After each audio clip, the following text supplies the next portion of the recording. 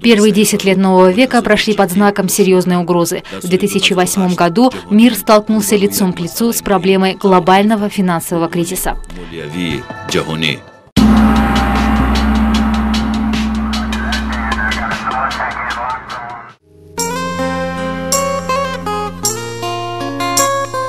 Таджикистан.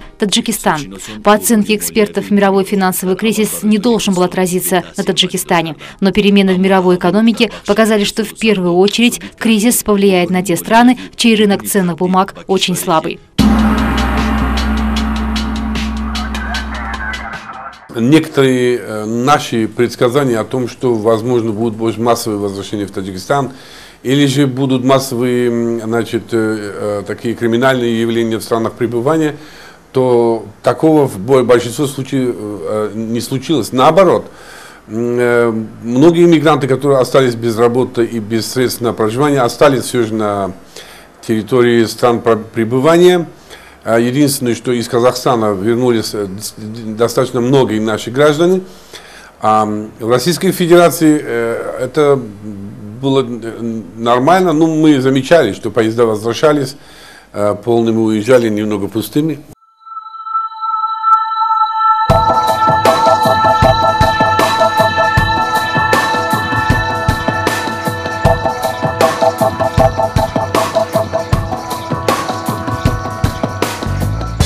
Первыми на себя удар мирового финансового кризиса приняли трудовые мигранты. Российская Федерация, ее столица Москва, вторая родина для миллионов трудовых мигрантов со всего мира. Многие таджикистанцы находятся здесь на заработках. Их число, по разным данным, достигает более 1 миллиона человек. Жизнь таджикских гастарбайтеров, кто отправился на заработки в города России после развала Союза, по мнению специалистов, делится на 3 периода.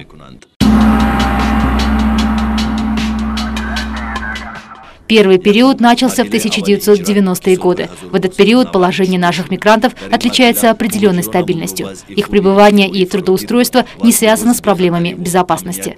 В то же время число мигрантов в те годы в России было небольшим.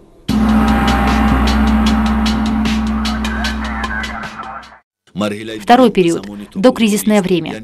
Этот период отмечается осложнением социально-экономической ситуации и в целом личной безопасности мигранта. Как отмечают эксперты, снизилась востребованность их услуг. По большей части таджикские трудовые мигранты стали заниматься черной работой, в том числе на рынках и строительстве. Для работодателей неофициальная работа мигрантов предпочтительнее по нескольким причинам. Основная причина – в стоимости. Гастарбайтеры – самая дешевая рабочая сила.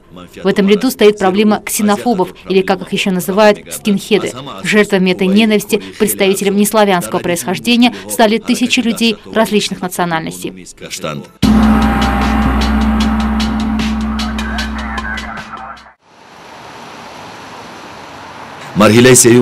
Третий период – период послекризисный. Этот период добавил еще больше проблем к уже существующим.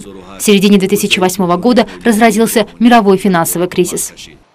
Ужесточение, так сказать, различных форм контроля за преимущественным правом российских граждан на трудоустройство. Это, в общем-то, понятно, с одной стороны, но с другой стороны мы должны точно так же понимать, что за прошедшие годы у нас сложилась ситуация, когда в целом ряде отраслей экономики, услуг работают трудовые мигранты, работают качественно, труд их востребован, и большая часть граждан Российской Федерации понимает, что эти работы не могут быть, так сказать, переложены на плечи российских граждан по тем или иным причинам.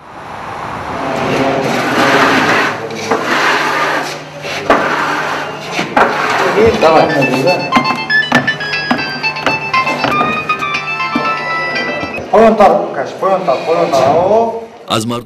Среди таджикистанцев первыми мировой кризис почувствовали на себе трудовые мигранты. Безработица среди трудовых мигрантов царит во всех городах Российской Федерации.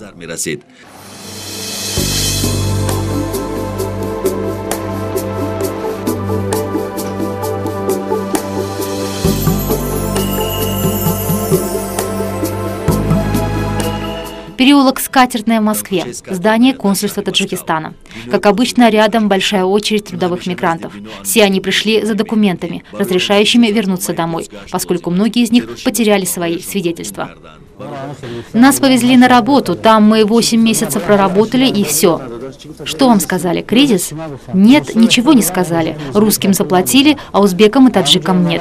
Потом мы сюда приехали в Москву, ходим без места и денег. Мы пошли на работу. 1 неделю работаем, 2. Когда приходит время с нами расплачиваться, нам даже половины суммы обещанной не выплатят. Лишь 25%.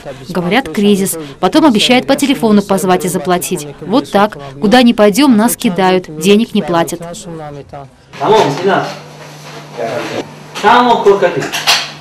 Сколько месяцев проработали? 8 месяцев. А деньги вам заплатили? Или, например, сидим в комнате, все наши документы в порядке, врываются ОМОНовцы, отвозят нас, заставляют работать с утра до вечера бесплатно. Сколько раз мы жаловались, писали заявления в наше посольство, и никакого результата. Это в Мытищах было, мы несколько раз к нам приходили ОМОНовцы, но никакие меры не принимаются по поводу наших заявлений.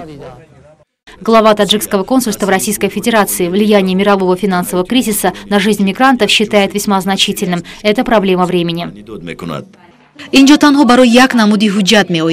Сюда приходят за одним видом документа, за разрешением на возвращение. В основном они здесь работают незаконно. Говорят, как будто паспорт потеряли. Но я же знаю, что большинство из них имеют на руках документы. Но чтобы их не депортировали, они просят разрешения на возвращение. Сейчас в нашем отделе принято 43 заявления. 43. Мы подсчитали, работодатели нашим соотечественникам должны выплатить 10 миллионов российских рублей. Я имею в виду строителей и других. Они не могут вернуть свои деньги. Знаете, сколько раз мы обращались в Генеральную прокуратуру? Нам говорят, мигранты работают на незаконных основаниях, доказать что-либо сложно. Я звоню работодателю, а он нагло мне заявляет, а ты докажи, что он у меня работал. Большинство трудовых мигрантов не знают своих прав, считают в таджикском консульстве. За защитой своих прав они предпочитают не обращаться в органы прокуратуры. Причина проста. Зачастую мигранты сами не соблюдают закон. Их трудовые отношения с работодателем не закреплен юридически. Должен быть создан фонд. Какой фонд? Чтобы каждый гражданин Таджикистана, приезжающий сюда, мог внести свой вклад в поддержку таких же, как он. Все это будет закреплено на бумаге. Каждый мигрант должен нести ответственность за себя. Вы думаете, мы живем хорошо? У нас хорошая зарплата. Я, конечно, не жалуюсь, но мы все, кто по 100, кто 200 или 300 рублей иногда собираем, чтобы наш таджик вернулся на родину и не мерз здесь, в Москве. Они же у нас тут в подвале даже ночуют.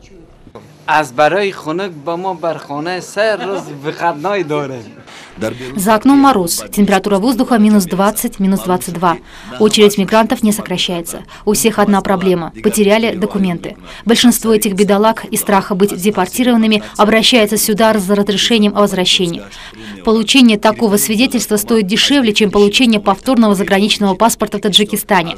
Налог на разрешение стоит 200 российских рублей или около $7 США. Стоимость загранпаспорта в Таджикистане может обойтись примерно 96 сомани, что в 3 раза больше. В последнее время среди таджикских мигрантов распространен так называемый фиктивный брак. Поддельные документы они приносят из Таджикистана. По словам многих из них, в Таджикистане можно легко подделать свидетельства. Наши таджики сюда приходят и требуют у меня справки о том, что они не женаты. Как 40-летний мужчина может быть без семьи? Это для того, чтобы, оставив жену с детьми, приехать сюда и жить с россиянками. Я в этом случае что могу сделать? Часто из Таджикистана они приносят поддельные документы. Республика нуждается, страна Таджикистан нуждается в том, чтобы развивать систему ЧАЗов, это частные агентства занятости, которые сегодня в республике очень мало и очень неэффективно работают. Ну и сказать, что их работа соответствует каким-то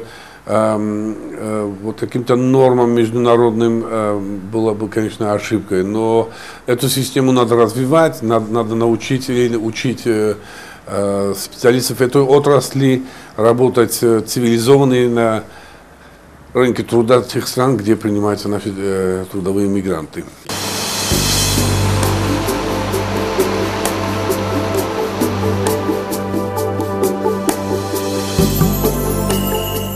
Время от